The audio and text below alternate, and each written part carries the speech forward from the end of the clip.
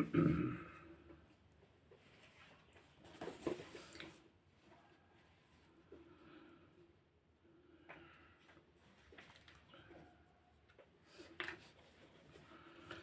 जय भीम, नमो बुद्धाय।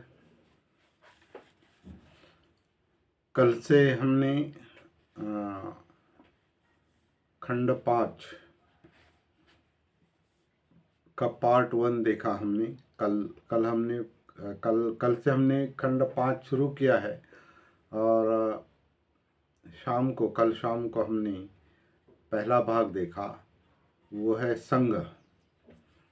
और संघ के अंतर्गत संघ का संगठन किस तरह से हुआ, परिव्राजकों से ही लोग जो पहले परिव्राजक परंपरा थी उन्हीं से भिक्षु बनाए जाते थे और उनके लिए बुद्ध ने कुछ नियम तैयार किए थे और परिव्राजकों से भिक्षु बनते थे। उसके बाद संघ में उसके लिए संघ में किस तरह से प्रवेश होता था, फिर भिक्षु के वाउज यानी प्रतिज्ञाएं कौन सी थी, जिसके लिए भिक्षु के व्रत ऐसा टाइटल दिया है।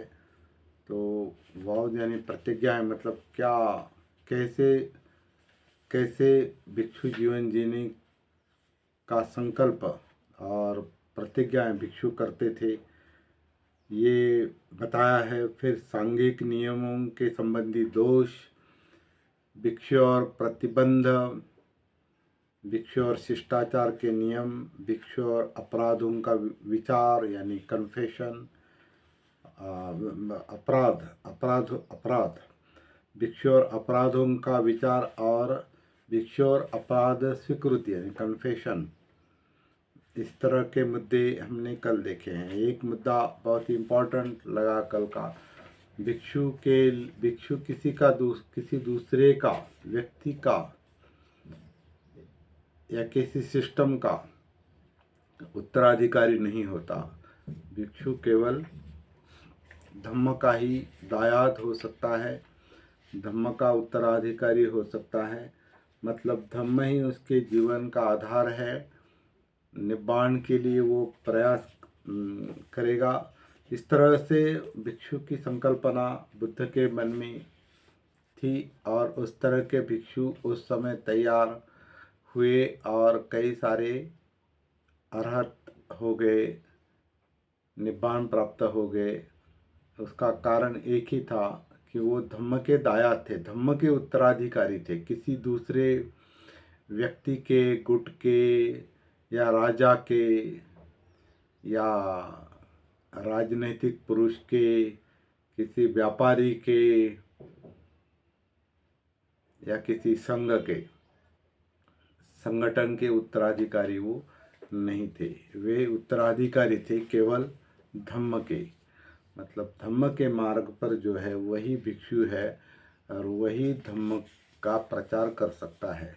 इस तरह की बहुत ही अच्छी बात, स्ट्रिक्ट बात एक तरह से कल पता चली हमको।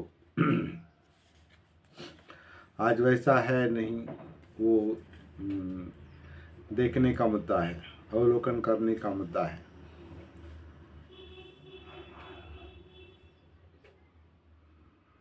और भिक्षु अगर धम्म का दायाद है, भिक्षु अगर धम्म का उत्तराधिकारी है तो वो गुट में भी नहीं रह सकता केवल। इसलिए चरत भिक्खवे चारिकं बहुजन हिताय बहुजन सुखाय। अगर वो धम्म का दायाद है, धम्म का उत्तराधिकारी है तो धम्म का ही प्रचार करेगा और धम्म से उसे जो प्राप्ति होगी वही लोगों के साथ शेयर करेगा, वही लोगों को बताएगा और मुक्ति के लिए मदद करेगा, निब्बाण के लिए मदद करेगा। और इसी तरह से बुद्ध धम्म का प्रचार हुआ है और ऐसा लगता है कि 1 to 1 ज़्यादा हुआ है, ग्रुप में नहीं 1 to 1 ज़्यादा प्रचार हुआ है।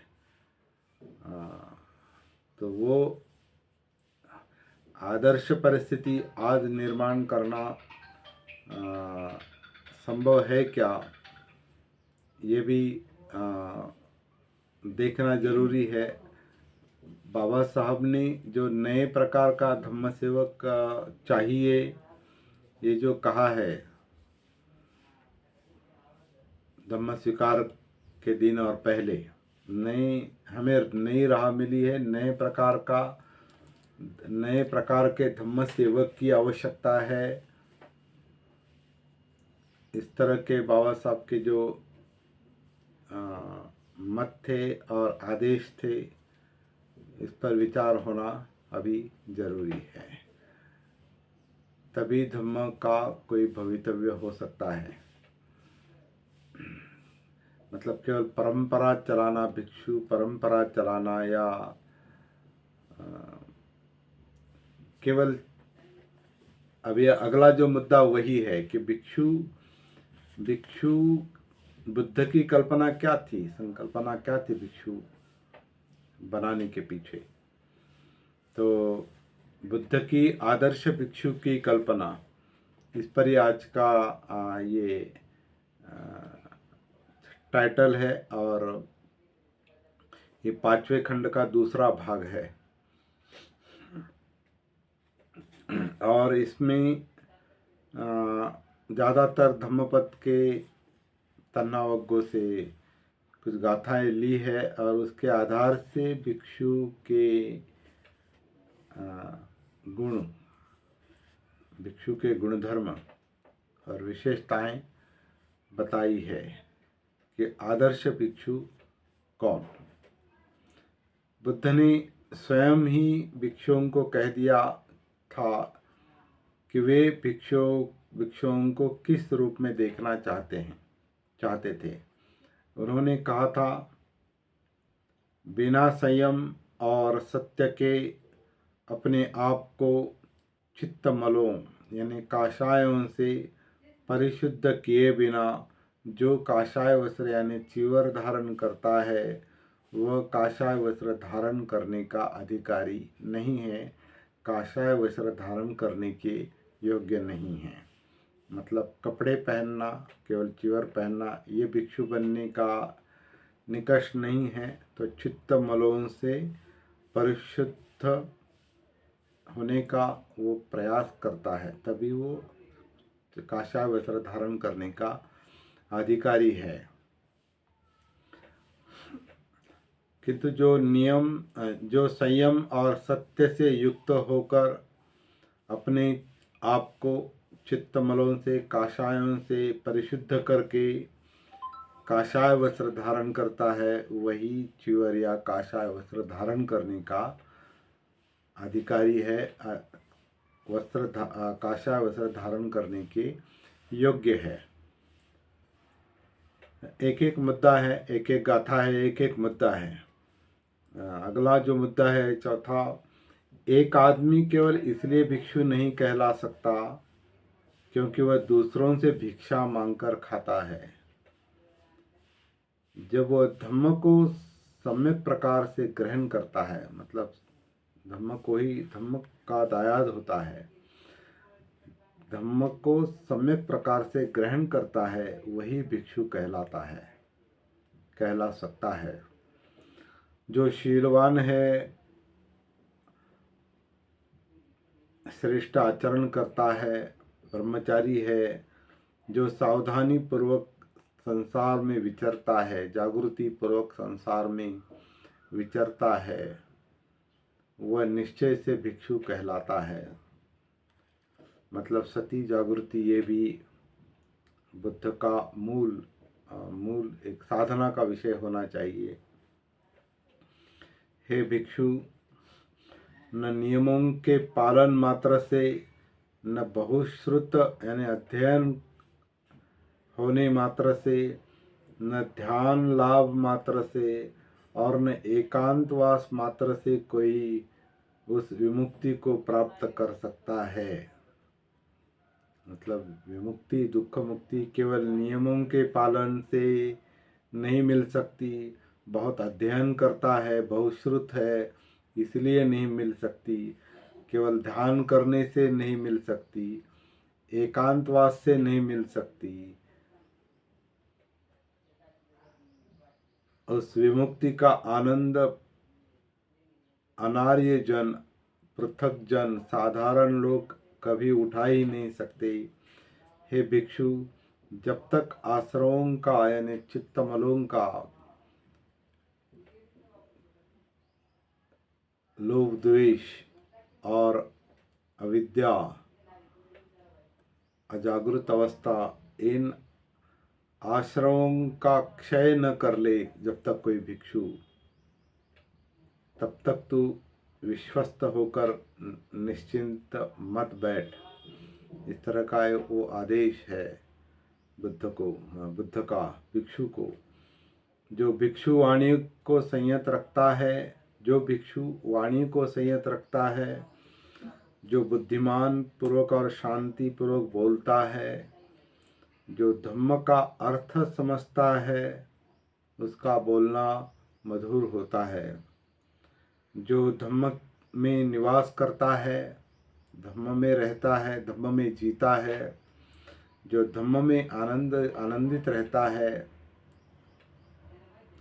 जो धम्म का विचार करता है, जो धम्म का अनुसरण करता है, अनुस्मरण करता है, ऐसा भिक्षु कभी सद्धम्म से पतित नहीं होता। जो भिक्षु, जो कुछ भी भिक्षु को प्राप्त हो, उसे बहुत बहुत है ऐसा समझना चाहिए।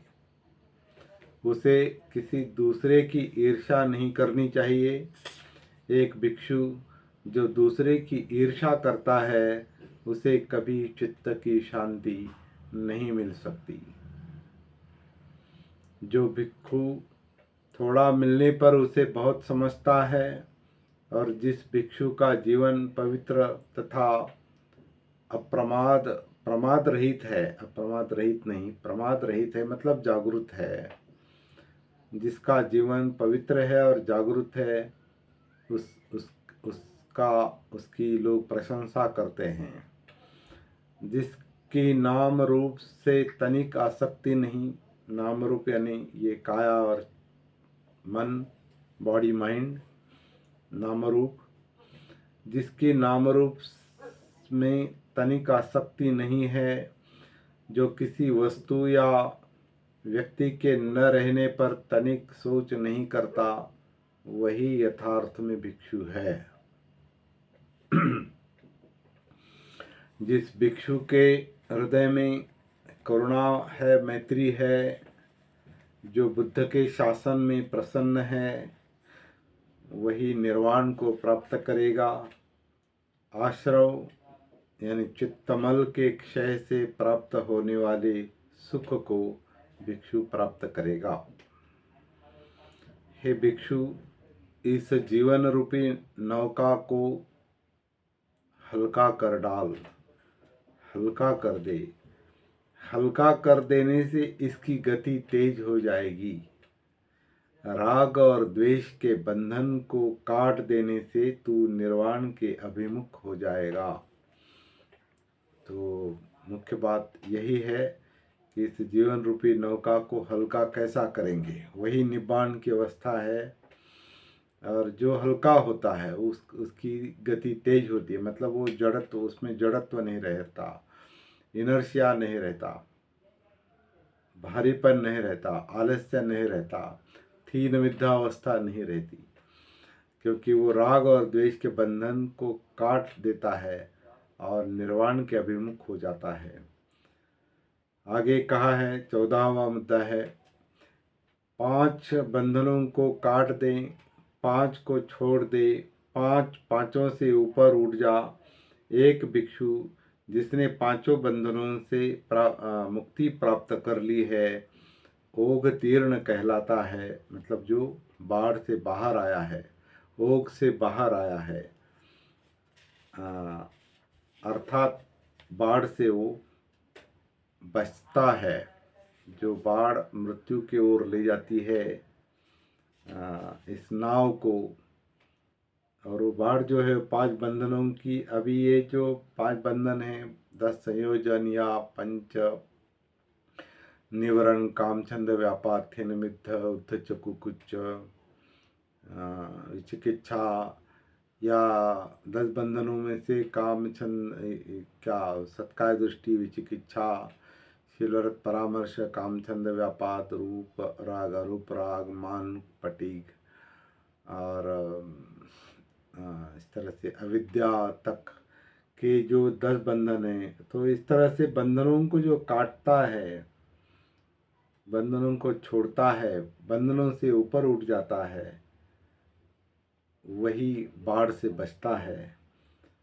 तो आगे कहा है भिक्षु ध्यान लगा प्रमाद मत कर। अब ये मैं जिसका अनुवाद ये किया है या मूल इसमें जो भी है, ऊपर ये भी कहा है केवल ध्यान लगाने से कोई निब्बान प्राप्त नहीं करता। केवल ध्यान मात्र से एकांतवास से विमुक्ति प्राप्त नहीं करता, निब्बान प्राप्त नहीं करता।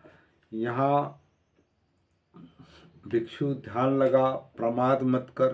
प्रमाद मत करना मतलब सती का अभ्यास है, सती संप्रजन्य का अभ्यास है। अपमादेन संपादित है, ये जो अंतिम संदेश है बुद्ध का, वो जागृति का संदेश है। उसका जो अभ्यास करता है और सावधान रह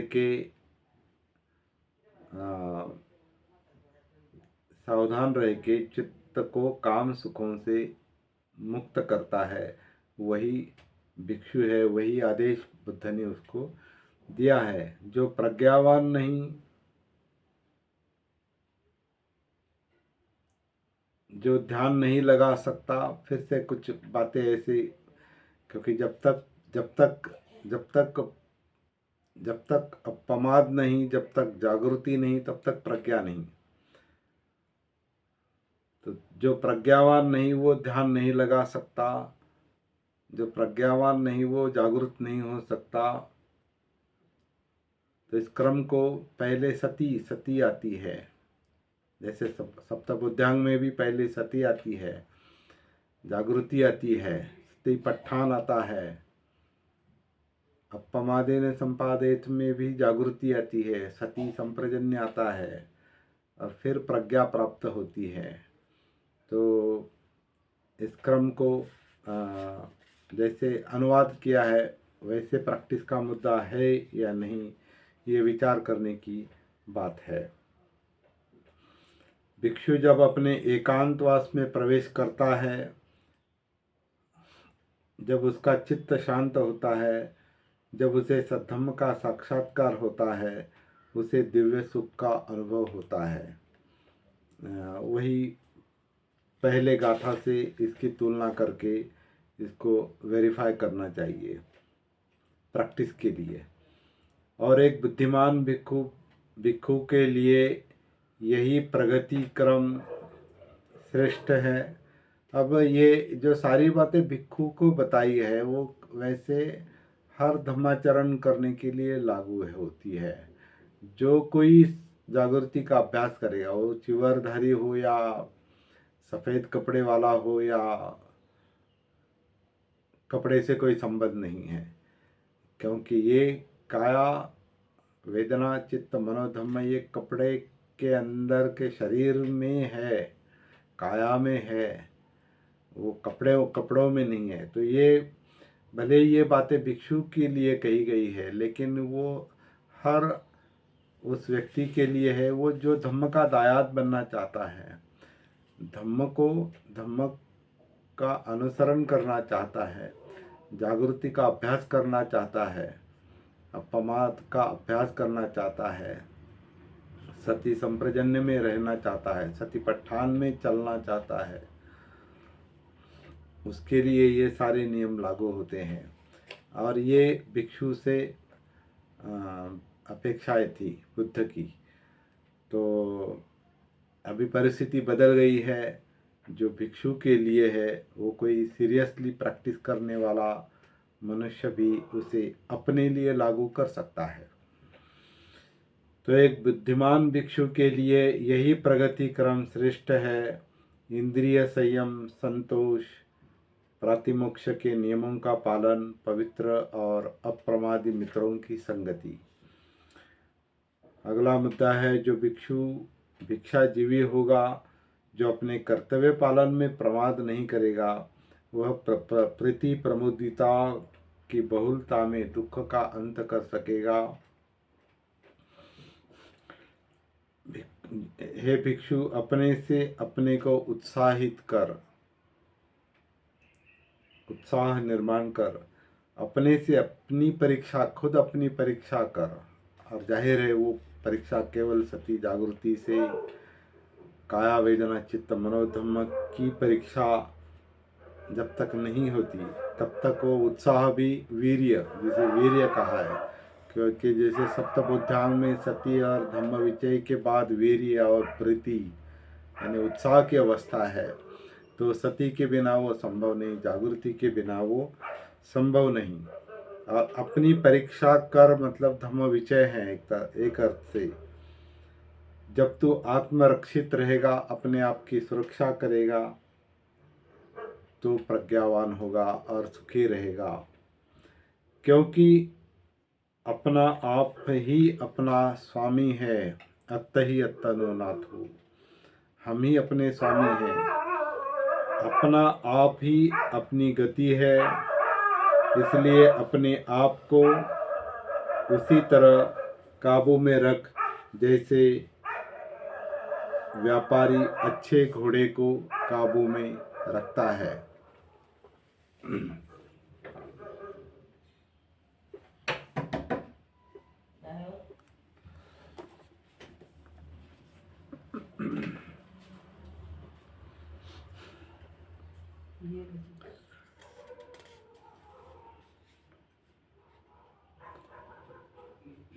जो भिक्षु अपमाद में आनंदित रहता है, प्रमाद से डरता है, वह आग की तरह अपने छोटे बड़े बंधनों को जलाता हुआ विचरता है। जो भिक्षु अपमाद में मतलब जागृति में आनंदित रहता है और प्रमाद से डरता है, उसका पतन नहीं हो सकता, उसे निर्वाण के समीप ही जानना चाहिए। गौतम बुद्ध के श्रावक सदैव जागृत रहते हैं, वो गाथा ही इस तरह की है। उन्हें दिन रात बुद्ध का ही भान रहता है, बुद्ध का ही ध्यान रहता है, बुद्धानुसति रहती है। गौतम बुद्ध के श्रावक सदैव जागरूक रहते हैं, सती में रहते हैं, अपमाद में रहते हैं, दिन रात वो संग एक रूपता का भान रखते हैं, संघ का ध्यान उन्हें रहता है। गौतम बुद्ध के श्रावक सदैव जागृत रहते हैं, उन्हें दिन रात धम्म का ध्यान रहता है। गौतम बुद्ध के श्रावक सदैव जागृत रहते हुए उन्हें दिन रात शरीर संबंधी क्रियाओं का ध्यान रहता है, भान रहता है। एक्चुअली ये ध्यान यानी जागृति है।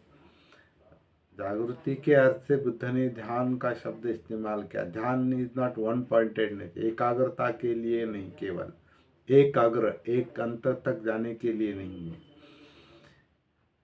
तो ध्यान शब्द बुद्ध ने शायद सती के अर्थ से ही इस्तेमाल किया है, अपमाद के अर्थ से इस्तेमाल किया है, जागृति के अर्थ से इस्तेमाल किया है। इसलिए जागृति का ही संदेश है जगह जगह पर। गौतम बुद्ध के श्रावक सदैव जागृत रहते हैं, उन्हें दिन रात करुणा का ध्यान रहता है, वो करुणा में रहने की कोशिश करते, करुणा का भान रहता है कि मुझे करुणा में होना चाहिए। गौतम बुद्ध के श्रावक सदैव जागृत रहते हैं, उन्हें दिन रात भावना यानी साधना का ध्यान रहता है, साधना का भान रहता है। संसार छोड़ना भी कठिन है, संसार में रहना भी कठिन है, विहार भी दुष्कर है, घर भी दुष्कर है। मतलब विहार और घर से कुछ फर्क नहीं पड़ता, अंदर बाहर से कुछ फर्क नहीं पड़ता, घर में हो या बेघर हो। मतलब उपासक हो या भिक्षु हो, कुछ फर्क नहीं पड़ता। अपने समान लोगों के साथ गृहस्थी भी आसान नहीं है, और भिक्षु होना, प्रव्रजित होना भी आसान नहीं है। जो आदमी श्रद्धा से युक्त, शीलवान है, यशस्वी है, जो ऐश्वर्यवान है, मतलब वो जो धम्म का धन कमाता है, जहाँ जहाँ जाता है हर जगह पूजित होता है, ये भिक्षु के गुण बुद्ध ने धम्मपद बाद में संकलित हुआ है, लेकिन अलग अलग समय पर ये एक एक गाथा बताए होगी। इसका संकलन धम्मपद में किया है। इसका मतलब एक साथ सारे के सारे ये मुद्दे बुद्ध ने भिक्षुओं को बताए होंगे, ऐसा इसका मतलब नहीं है।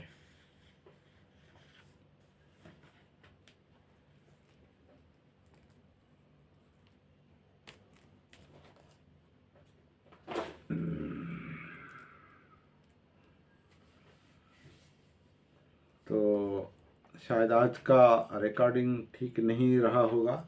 इसको देखते फिर से, अगर आवश्यक लगा तो फिर से रिकॉर्डिंग कर सकते हैं इसको, क्योंकि यहाँ एक पर अनिल गायकवाड़ ने आवाज़ क्लियर नहीं आ रही है, हमिंग हो रहा है, एक मैसेज भेजा था। चलो, यह दूसरा रिकॉर्डिंग भी हुआ है, उसे आप सुन सकते हैं। आज के लिए इतना काफ़ी है। जय भीम, नमो बुद्धाय। शाम को अगला चैप्टर लेकर मिलेंगे।